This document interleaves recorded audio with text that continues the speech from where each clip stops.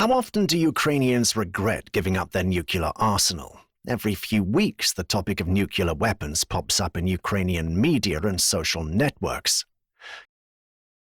Usually, Ukrainians are upset that they gave up nuclear weapons in exchange for really weak international promises, or they worry that Russia might use nuclear weapons against them, or both. In contrast to those who lament the past, questions arise about the future. What if Ukraine were to develop nuclear weapons again? Is this even possible? And would a future Russia risk attack a nuclear power such as Ukraine? The answers are not limited to a simple yes or no, so in this video we examine the main issues related to nuclear potential in Ukraine and the world in general. So let's explain. Which countries have nuclear weapons? Nuclear weapons are both a shield and a sword for a country, and let's be honest, whoever has them is respected. We see how, in any unclear situation, Russia pulls its nuclear trump card out of its sleeve and revels in the impression it makes. But this is not the image of a powerful world leader, as the Russian leadership thinks, but rather of a crazy maniac with a knife, and it's unclear what to expect from him. Today, 8 countries confirm that they possess a nuclear arsenal. The United States and Russia boast the largest arsenals. Each country has more than 5,000 warheads in total and more than 1,700 ready for use. The US has had nuclear weapons since 1945. It was the US that first used them against another country, Japan.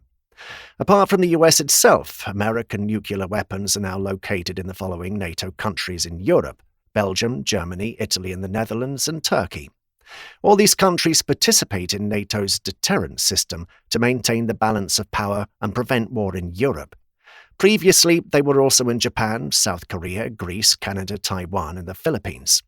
The Americans withdrew their nuclear weapons from most of these countries at the end of the Cold War in order to improve relations with the then USSR. Following a similar principle in the 1970s during the normalization of relations with China, the Americans removed nuclear weapons from Taiwan and Japan.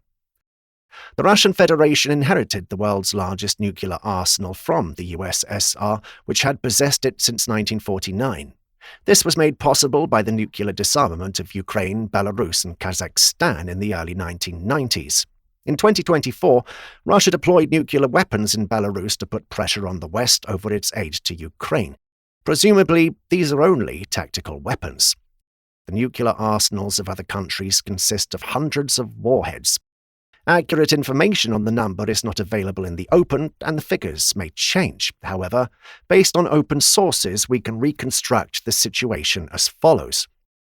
Great Britain, over 200 warheads. France, about 300 warheads. China, about 400 warheads. India, about 160 warheads. Pakistan, over 160 warheads. North Korea, about 50 warheads. What is a nuclear triad?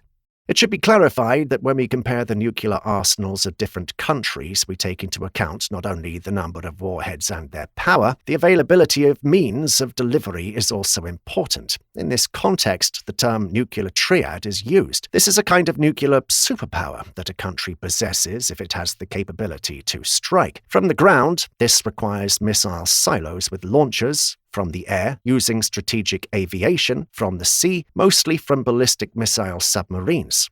Currently, the nuclear triad is possible by the US, Russia, China, India, and Pakistan.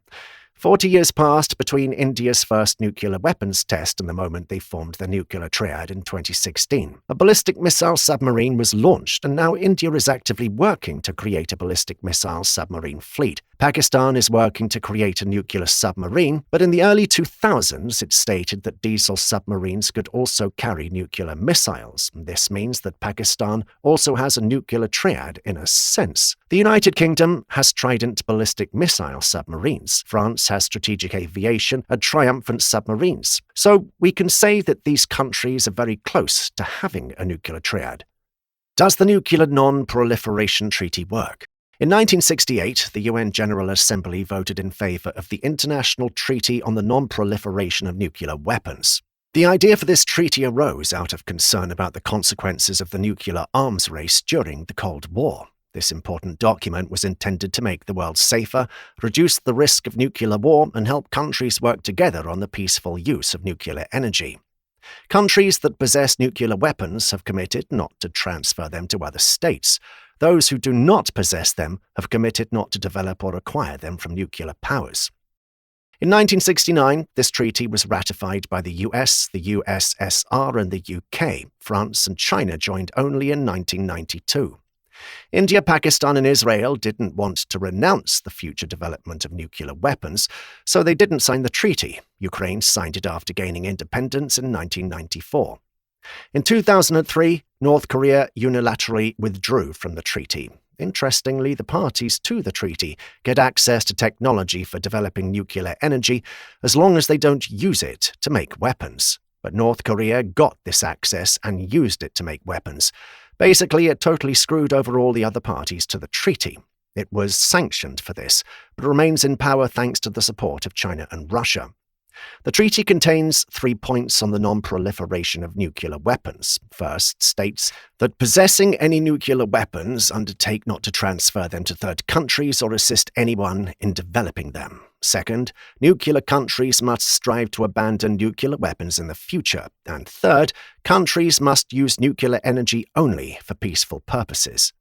But it's not enough to sign such treaties, they must also be observed. Unfortunately, not everyone is capable of doing so.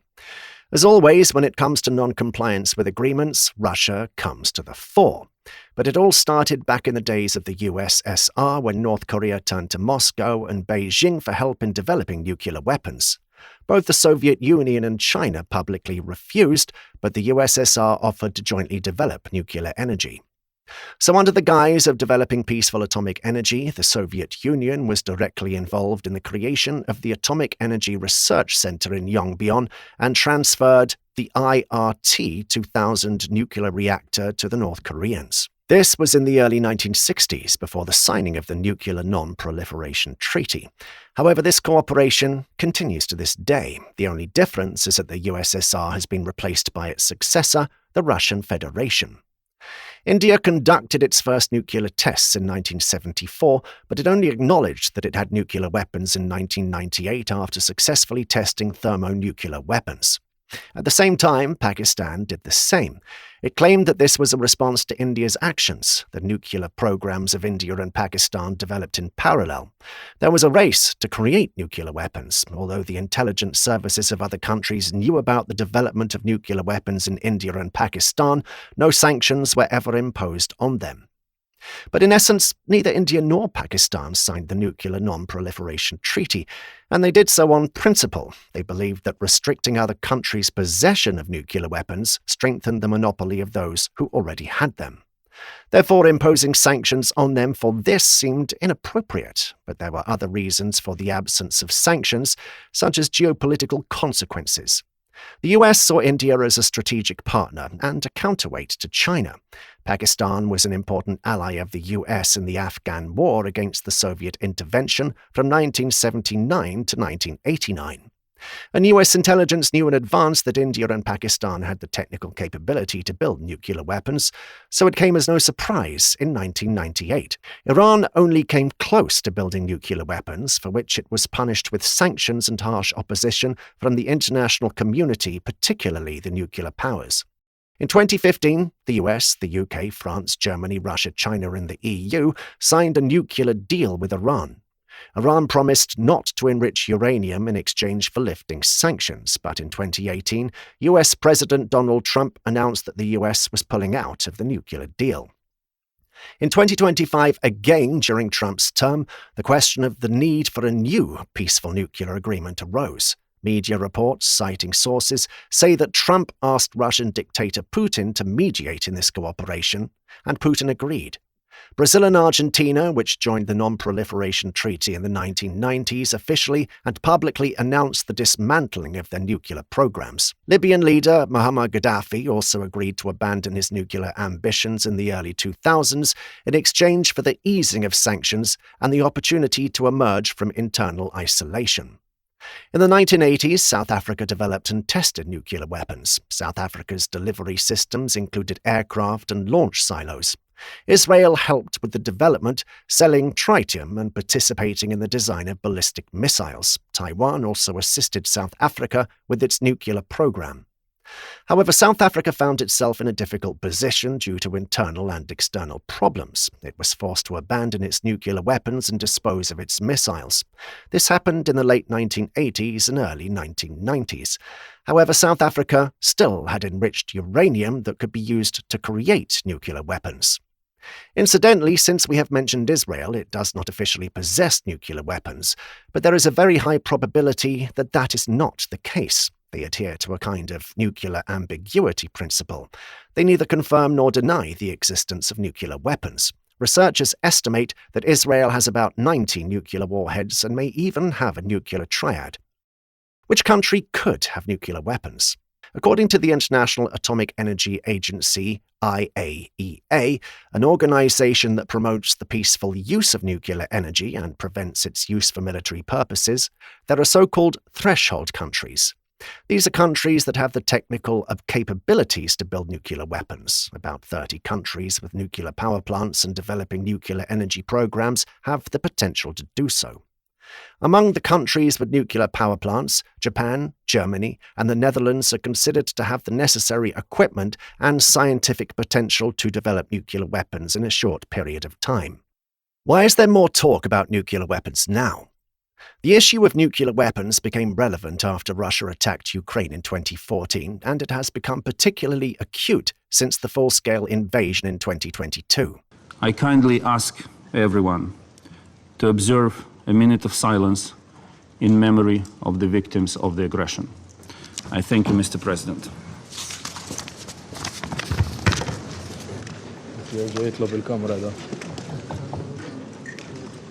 After all, if the international legal system is destroyed and a nuclear power occupies the territory of a non-nuclear country with impunity, everyone else must be prepared for any developments, and first and foremost, for a situation in which they will have to defend themselves against a stronger enemy. Countries with nuclear capabilities have started talking about strengthening them, while non-nuclear countries are talking about developing them. This was also influenced by the fact that the Trump administration mentioned the possible withdrawal from the United States from NATO. France and the United Kingdom began to make statements about a European nuclear umbrella and a nuclear deterrence strategy independent of the United States.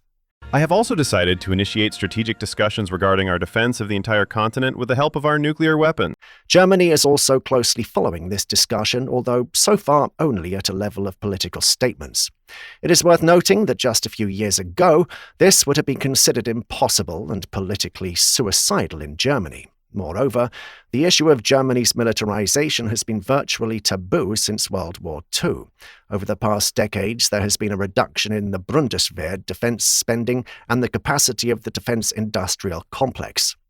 The future German Chancellor Friedrich Merz stated, "The joint use of nuclear weapons is an issue we must discuss. We must become stronger together in nuclear deterrence. We must talk to both countries, France and Britain, and from the point of view of complementing the American nuclear shield, which we certainly want to preserve." Polish Prime Minister Donald Tusk also made a political statement about the possibility of having nuclear weapons. It must be understood that Poland must strive for the most modern capabilities related to nuclear and modern unconventional weapons. Of course, these are just statements for now, and it's too early to talk about any progress, especially since the issue of reallocating budgets in favor of the security and defense sector does not guarantee political points. But European leaders are at least trying to figure out the future format for strengthening Europe's nuclear shield amid a crisis of confidence in the US. Even in 2023, this would have seemed fantastic because Europeans completely trusted the American nuclear umbrella. So the topic of nuclear armament is no longer taboo, and this is already a significant step forward. In response to these developments, Trump said he supports nuclear disarmament and that it would be nice if the US, Russia, and China did so.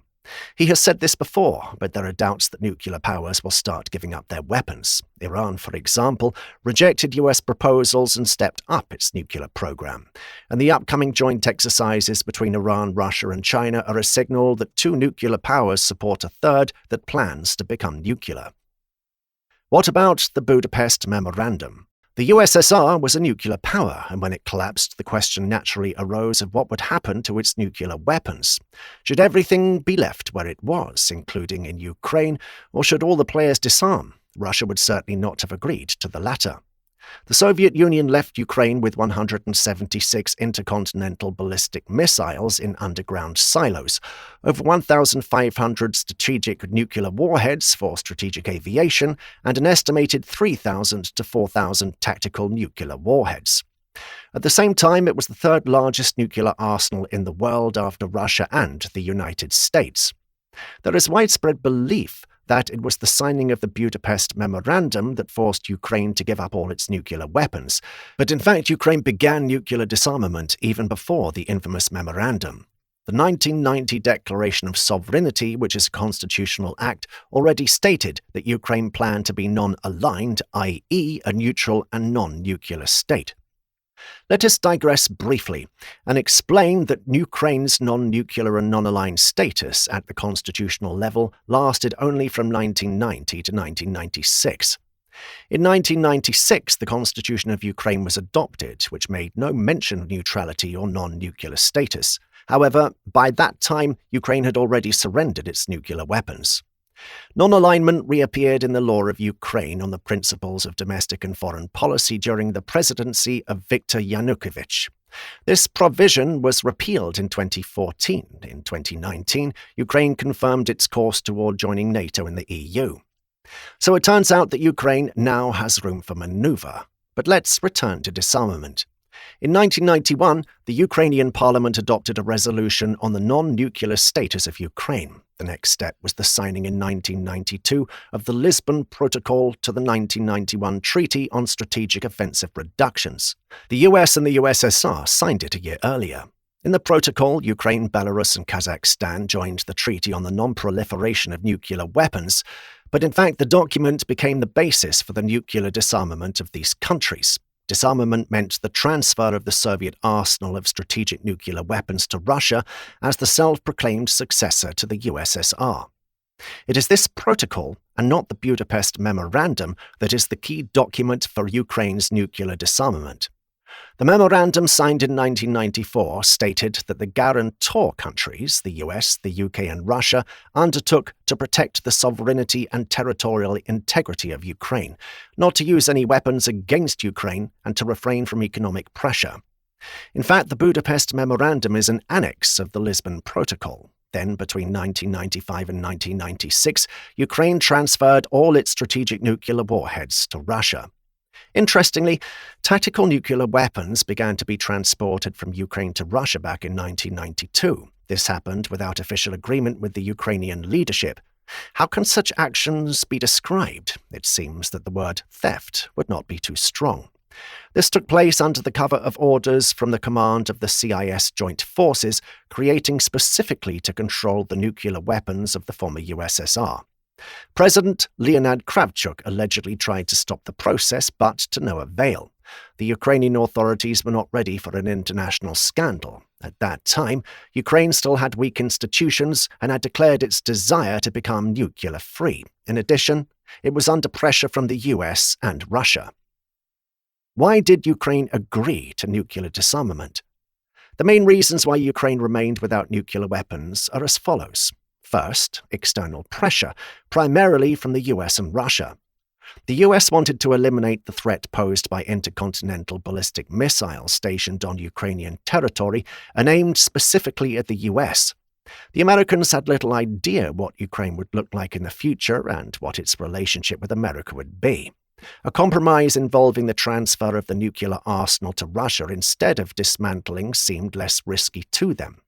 Russia, as the successor to the USSR, seemed to be a more understandable partner. President George Bush even warned Ukraine against declaring independence in his famous Chicken Kiev speech. Well, now the whole world can see who really should have been feared and who should not have been trusted with nuclear weapons. Second, a bunch of objective factors. In essence, Kiev had no control over intercontinental ballistic missiles on Ukrainian territory. Access codes and all control were initially in the hands of the Soviet Armed Forces Command, and in 1992 to 1993 they were transferred to the United Forces of the CIS, which were also effectively controlled by the Kremlin. Maintaining the nuclear arsenal and all the associated risks required significant expenditure and a great deal of responsibility, so the Ukrainian authorities simply wanted to get rid of the problem. Third, the mood of Ukrainian society. The aspirations of Ukrainian society at that time also resonated with those of the Ukrainian leadership. The presence of nuclear weapons seemed like an unwanted burden. The Chernobyl syndrome, which caused fear of nuclear weapons, and the desire to distance themselves from the legacy of the USSR and the Kremlin's potential military adventures, such as the war in Afghanistan, also played a role here.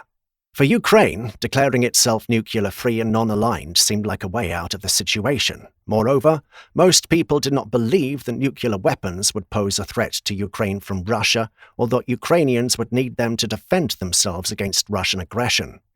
Many Ukrainians found this difficult to comprehend even in 2014, when Russia occupied Crimea and parts of Donetsk and Luhansk regions. In 1991, Ukraine had just regained its independence and was trying to strengthen its internal position. The country had only just begun to rebuild its foreign policy and had no experience in resisting pressure from larger states. The Budapest Memorandum seemed like a good option. Adults promise that everything will be fine, and if it isn't, they will take care of it themselves. It sounds encouraging, but it's a pity, of course, that in reality everything turned out quite differently. How did Ukraine's nuclear disarmament unfold? So, Ukraine handed over its strategic nuclear weapons to Russia, while Russia, let's say, took the tactical ones for itself. But the process didn't stop there. Ukraine was also left without strategic aviation. Some of the aircraft were given to Russia to pay off gas debts, and some were cut up for scrap with financial support from the Americans. An investigation by journalists from Ukraine's investigative journalist publication Skemi reports that Russia is now using these same strategic bombers to launch missile strikes on Ukraine, which Ukraine transferred to it as part of an agreement in exchange for the repayments of debts for Russian gas. These are two 95MS and two 160 aircraft. Between 2010 and 2012, under pressure from the administration of US President Barack Obama, Ukrainian President Viktor Yanukovych handed over the remaining stocks of enriched uranium to Russia. This amounted to 234 kilograms of uranium from the Kiev Institute of Nuclear Research, the Kharkiv Institute of Physics and Technology, and Sevastopol University. In theory, this uranium could have been used to manufacture new Ukrainian nuclear weapons. The US then imposed a condition on Russia that the highly enriched Ukrainian uranium must be converted into low-enriched uranium, i.e., unsuitable for weapons production. It is not known whether the Russians complied with this condition. The US also urged Ukraine to reduce its conventional weapons, including anti-personnel mines and artillery shells. This was the consistent policy of the US until 2014, and it was not limited to nuclear weapons. Officially, it was called the path to peace. It is a pity that no one invited or forced Russia to follow this path. Can Ukraine develop its own nuclear weapons? The past, although not very optimistic, is clear. In the present, we see that no matter how much talk there is about nuclear disarmament and the lessons learned from the past, the reality is that nuclear countries must be reckoned with, especially if you're a non-nuclear country yourself. Ukraine does not have nuclear weapons because it has complied with all international agreements and trusted those who guaranteed its peace and protection. But the guarantees did not work, and one of the guarantors, Russia, literally started a full-scale war against Ukraine. In this context, it's impossible not to wonder whether Ukraine could develop its own nuclear weapons now. Ukraine handed over its last batch of highly enriched uranium to Russia during Yanukovych's presidency in 2012. This was less than 2 years before the start of Russia's armed aggression. At the time, it was written with Yanukovych having traded uranium for a photo with Obama or a handshake with Obama. At the same time, the development of the Sapsan operational tactical missile system, which has been started during the presidency of Viktor Yushchenko, was shut down. This Ukrainian ballistic missile with a non-nuclear warhead and a range of up to 480 kilometers could potentially become the basis for the development of a ballistic missile with a nuclear warhead. While Ukraine still had enriched uranium, experts said that it could take 3 to 5 years to create a nuclear warhead. One option is as follows. Ukraine could synthesize weapons-grade plutonium-239. Heat-generating elements from nuclear power plants could be used for this purpose. This synthesis is also possible in specialized production facilities, which Ukraine does not have and which would take years to build. Ukraine ranks 10th in the world in terms of uranium reserves that can be enriched. There is an eastern mining and enrichment plant in Zhovdy. However, its capacity is insufficient to enrich uranium to the required level. So in theory, Ukraine has the potential and technical capabilities, but in practice, it is very difficult to implement them and very expensive. It is difficult to talk about the exact cost of developing and maintaining nuclear weapons. However, we can look at how much countries that already possess them spend on this. It's billions of dollars, and the amounts are growing every year. For example, in 2019, the US spent almost $35.5 billion on maintaining its nuclear weapons, and in 2020, it spent another $2 billion more. China spends about $10 billion a year on nuclear weapons, and Russia spends about $8 billion a year. Ukraine cannot afford such expenses on its own. It has other urgent expenses that need to be covered. It's hardly worth relying on international donors in this regard. And yet Ukraine signed the Nuclear Non-Proliferation Treaty. Such agreements are important for Ukraine, unlike any agreements for Russia. Ukrainian nuclear reactors are constantly monitored by the IAEA, so there can be no question of doing something like this unnoticed. Of course, Ukraine doesn't want to attack anyone, and nuclear weapons could strengthen its defense. But first, such steps could trigger UN sanctions, as was the case with North Korea. And second, it's difficult to predict how other countries, particularly the US, would react, especially since Ukraine purchases its nuclear fuel from the American company Westinghouse. Therefore, Ukraine's attempt to develop nuclear weapons would most likely result in economic isolation, the cessation of military aid from the US at least, and a strengthening of Russia's position, which would continue its nuclear blackmail by accusing Ukraine of nuclear escalation. Of course, if nuclear powers such as the US, the UK and France had at least privately approved Ukraine's nuclear program, it would be possible to talk about this in more detail. Without this support, the risks are too high. And it's worth noting that when military operations are being conducted on Ukrainian territory and the entire country is under constant threat of missile strikes, the task of creating nuclear weapons becomes even more difficult and dangerous. But what if? We can fantasize a little about the creation of nuclear weapons in Ukraine. These are extraordinary times, and extraordinary times call for extraordinary fantasies. Let's agree right away that the purpose of nuclear weapons is deterrence. Their presence in a country is supposedly to prevent aggression against it and prevent any armed conflicts between nuclear powers, or at least prevent the use of nuclear weapons. In other words, all those who want to fight enter the ring, each demonstrates their nuclear weapons, and everyone goes home. Because the outcome of such a battle is clear in advance, no one will be better off. The use of nuclear weapons is the last resort in extreme situations, and the willingness to actually use them can only be effective if the other side seriously believes that the enemy will use them. When another state has a significantly larger nuclear arsenal, the risk of a nuclear exchange can be too great and lead to catastrophic consequences for both sides. This is the essence of nuclear deterrence. To date, the only use of nuclear weapons in combat has been the bombing of Japan in 1945. The US did this to force the Japanese to surrender quickly.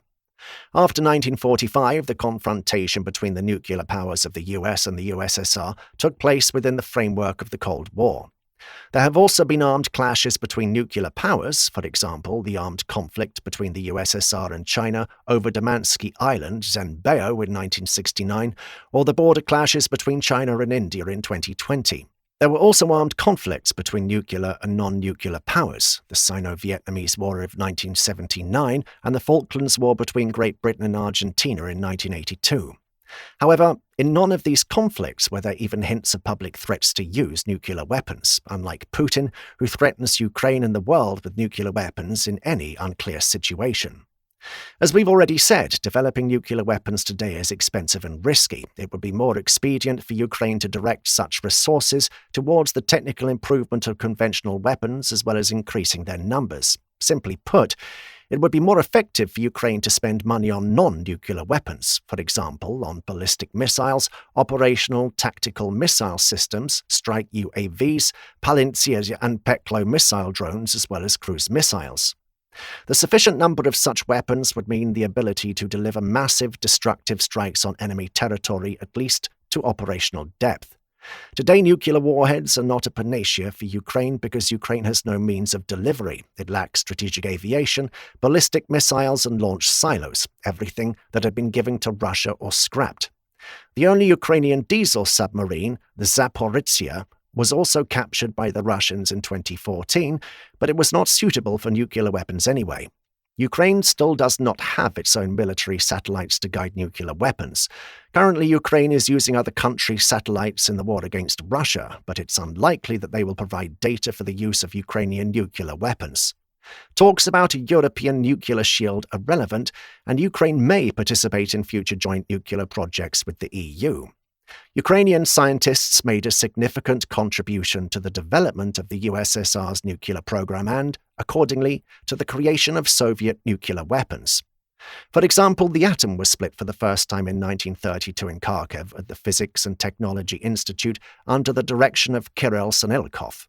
The Kharkiv Physics and Technology Institute played an important role in the development of nuclear physics and nuclear technologies in the USSR. In the early 1940s, physicists actively researched nuclear reactions, which later became the basis for further discoveries in nuclear physics. Of course, research became significantly more difficult during World War II. However, in 1945 to 1946, Ukraine began to actively conduct research in the field of atomic energy. In the late 1940s, scientists from the Kharkiv Institute of Physics and Technology, together with the Russian Kharkov Institute, were involved in the creation of the first Soviet atomic bomb, the RDS-1. Successful tests were conducted in 1949 at the Semipalatinsk test site in Kazakhstan. The Kharkov Institute also employed people from Ukraine. Boris Dubovsky and Vladimir Moschovy participated in the creation of the atomic bomb. Pavlo Pokyl worked in the special sector of the Institute of Chemical Physics of the USSR Academy of Sciences, which implemented the atomic project. As we can see, Soviet nuclear weapons owe much to Ukrainians and their skills and professionalism. That generation is no longer with us, but there is a new one, and if Ukraine is making weapons and drones in the current war, it's very likely that it has the capabilities to develop nuclear weapons. But in this conversation about Ukraine as a nuclear power, there are many ifs and would-haves. Would Ukraine be stronger if it had nuclear weapons? Undoubtedly, yes. Can we say with certainty that Russia would not have attacked Ukraine in that case? Hardly. Ukraine certainly has the potential to become a nuclear power again, but today it lacks the necessary resources, particularly material ones. And here again, another if comes into play.